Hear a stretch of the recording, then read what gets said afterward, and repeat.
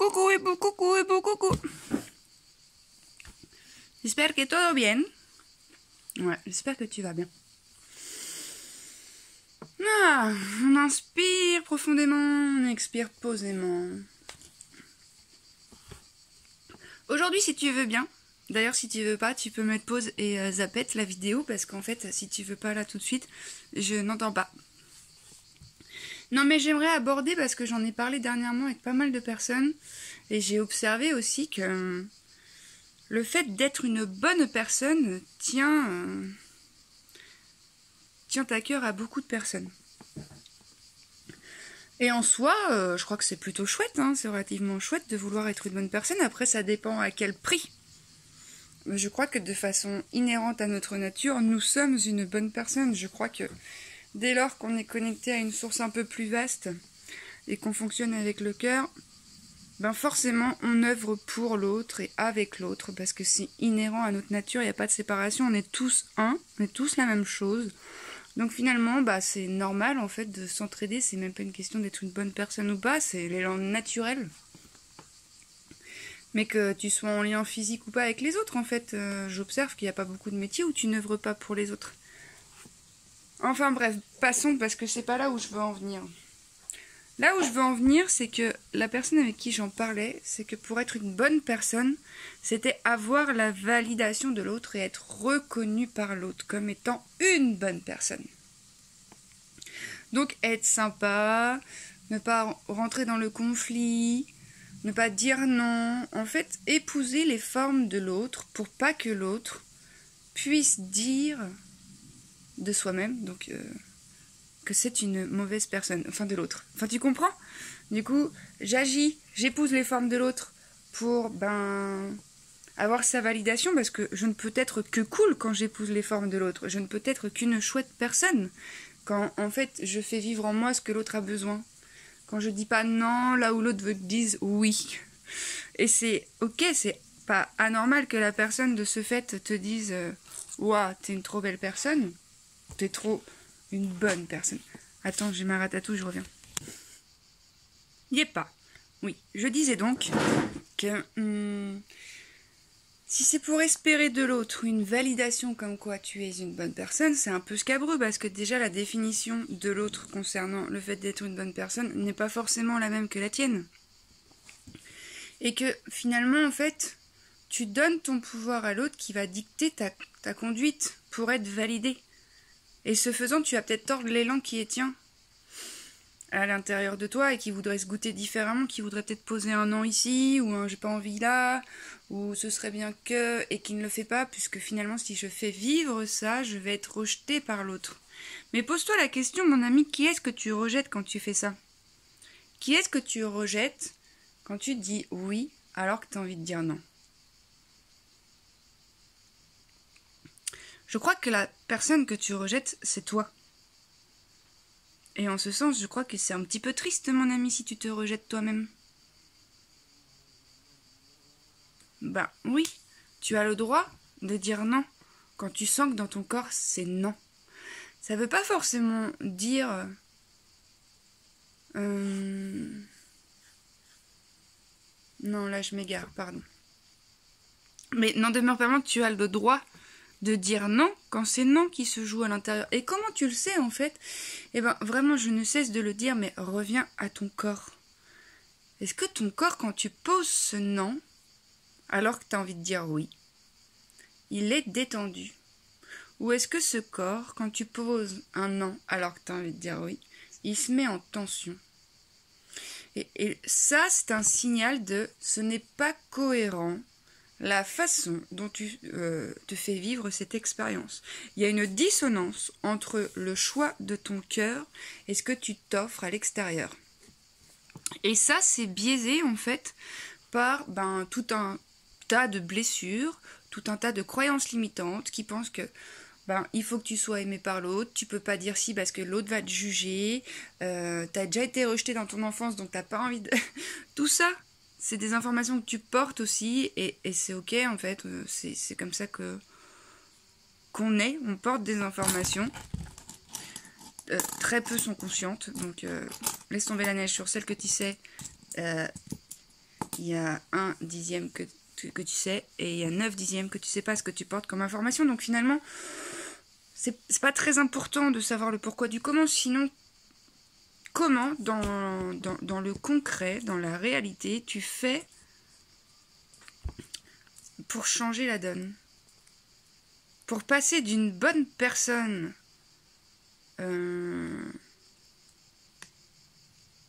à travers les yeux de l'autre à une bonne personne pour toi. Et une bonne personne, c'est pas une question de bien ou de mal, ou de faire ou d'être ou quoi. Enfin, c'est juste être bonne avec soi, être bon avec soi en fait. Donc en se traitant avec amour et en honorant les choix du corps, les choix du cœur. Alors je sais bien que c'est maxi compliqué boulette parce qu'on t'a fait croire que, et que toi-même tu t'es identifié à plein de personnages. Je sais bien. Mais demande-toi juste comment je me sens dans mon corps quand je fais vivre ça. Et reviens toujours au corps. Et c'est ok si tu poses un non là où t'as envie de dire oui. Prends juste l'information que c'était pas le choix le plus juste et puis la prochaine fois tu feras au mieux. Mais vraiment en fait le regard de l'autre, je vais tuer le mythe. On s'en fout. La seule personne qui a besoin de se valider, c'est toi, à l'intérieur de toi. Il n'y a que toi qui peux te donner cette autorisation de faire circuler les choses à l'intérieur de toi, de les faire circuler tout simplement, sans te donner l'autorisation, mais de les faire...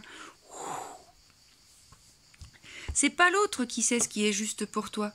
C'est pas l'autre qui, parce que t'as fait ça, définit la personne que tu es. En fait, la personne que tu es est magnifique, quoi qu'il arrive, quoi que tu fasses.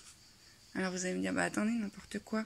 Oui, mais moi je prends d'un point de vue un peu plus spirituel en fait. Même les personnes qui font de la souffrance sont des personnes qui souffrent. Derrière cette souffrance, il y a de la magnificence. Mais il y a tellement une identification à quelque chose qui ne sont pas, que forcément ce qu'ils produisent dans la matière, c'est pas magnifique. Parce que la vie, par définition, est magnifique. La vie est abondance. La vie est unité. La vie est solidarité. La vie est amour. La vie est légère.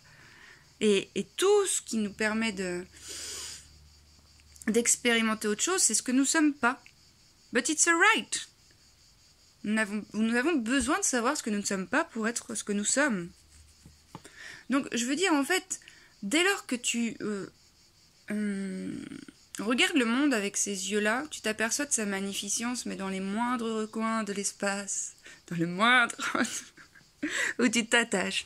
L'amour est partout où tu regardes, même dans les expériences inconfortables. C'est vraiment pour que tu puisses chercher une information dont tu as besoin pour te dire mais non, mais en fait, c'est juste pour moi quand je fais ça, point barre. Bah ouais. Et c'est ok s'il a fallu faire 3 pas de côté pour se saisir que j'étais à côté. Il n'y a pas de jugement à poser, il n'y a pas de bonne personne à incarner, il n'y a pas de connaissance plus que ça à avoir. Il y a être dans le corps, dans le cœur, être présent à ce qui se goûte à l'intérieur de soi. S'observer. S'observer. Est-ce que je suis tendue? Est-ce que je suis détendue?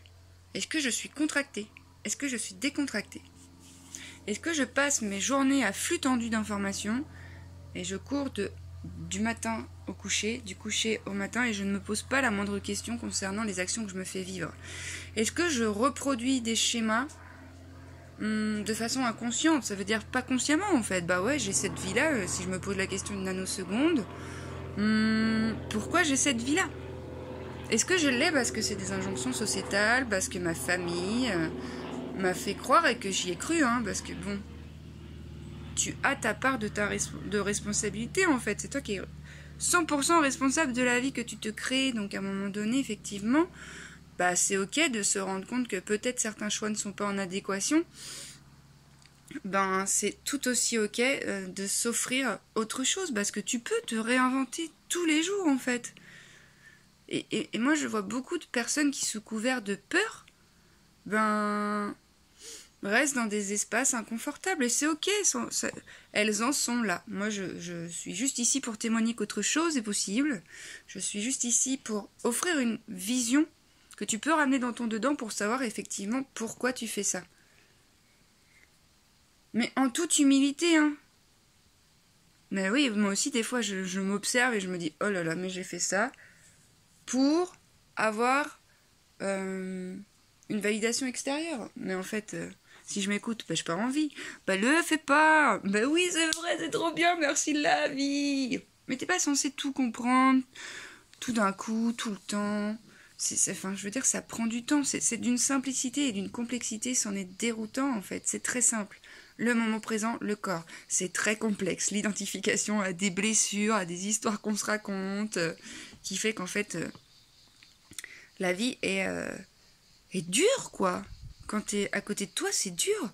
Et quand t'es dans le flot, bah c'est inconfortable et tu fais la planche et ça passe. Parce que tout est impermanent, en fait. Tout finit par passer.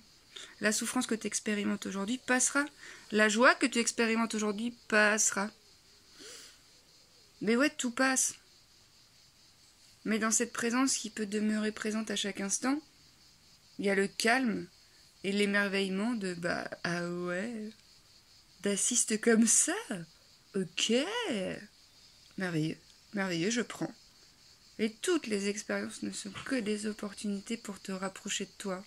Enfin vraiment, hein. Moi j'observe dans ma vie, mais j'observe dans la vie des personnes que j'accompagne et même des personnes que je rencontre qu'en fait, bah ouais, qu'importe en fait.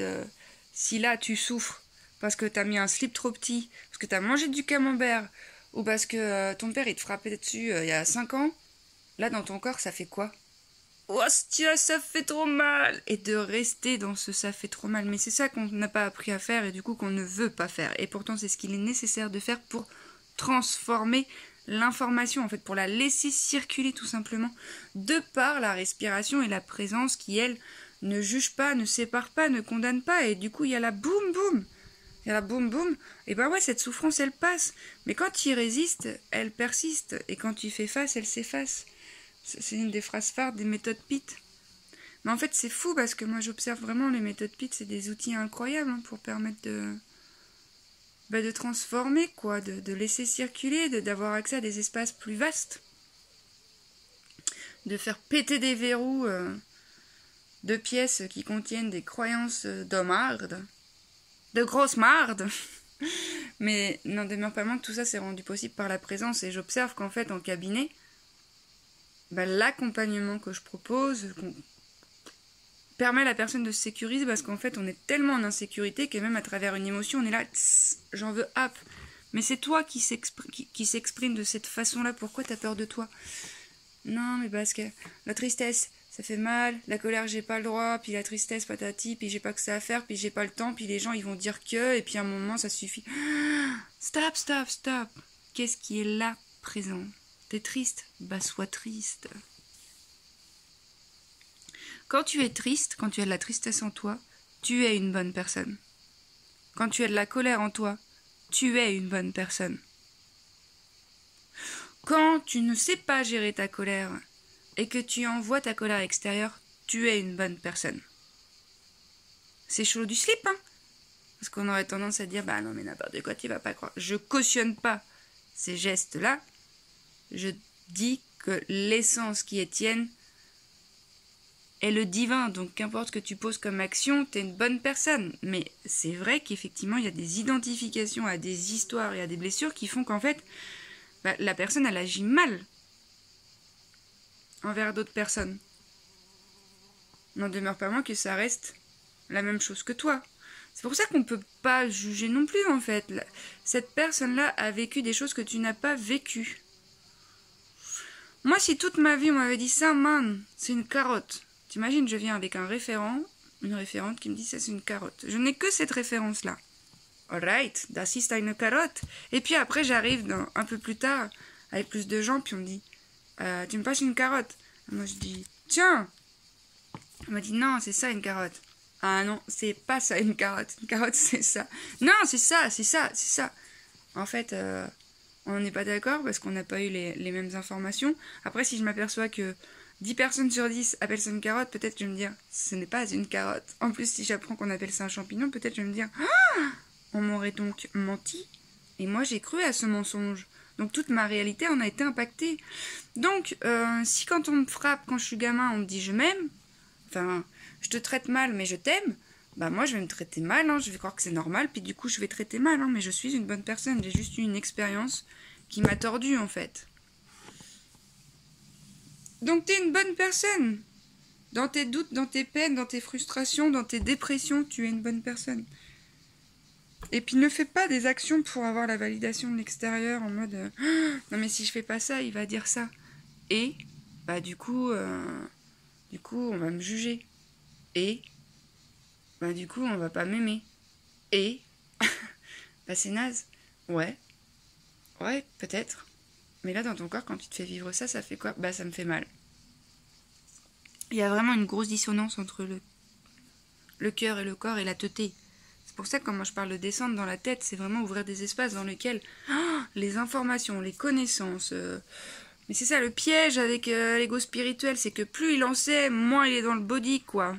Donc à un moment donné, bah ouais, t'as mangé des informations, bah maintenant, faut les laisser repartir pour vraiment descendre in the body.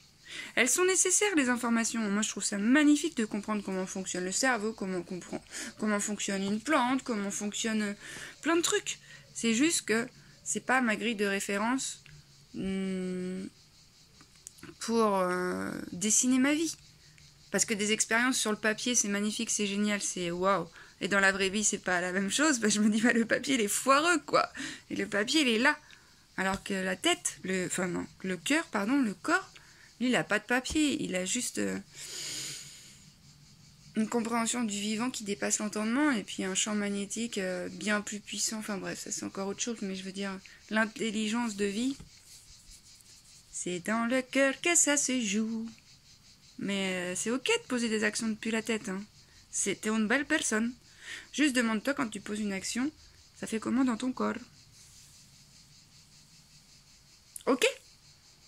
Bon, je crois que c'était très dense. Je crois que je pourrais parler pendant 1000 ans, en fait, parce qu'il y a tellement de choses à dire, tellement d'informations à refaire circuler pour que les personnes, pour que toi, tu puisses te saisir de bah oui, c'est vrai ça. Bon, bah peut-être je vais essayer autre chose. Mais oui, tu peux tout réinventer, tu peux tout recréer. Donc, feu. Bon, voilà mon ami, je te souhaite une belle salade de carottes. Et puis je te dis hasta pronto. Pasu pasu.